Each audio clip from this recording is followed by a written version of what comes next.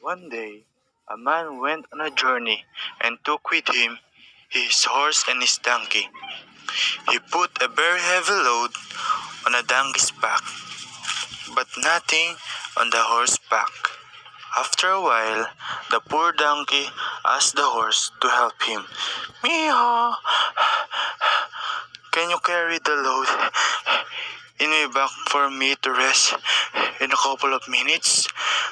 But the horse refused him and said, I cannot do that because our owner gave the task for you, so do your job.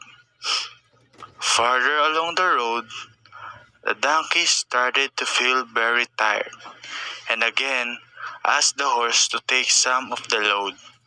Meow! Horse, please help me. I'm bare with you. Just take some items in the bag because I feel I cannot carry it too long. And again, the horse refused.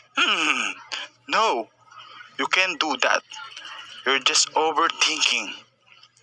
Finally, the donkey felt exhausted at the side of the road and died.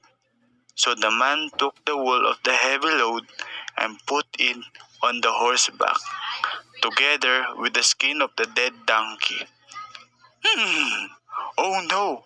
Why right now?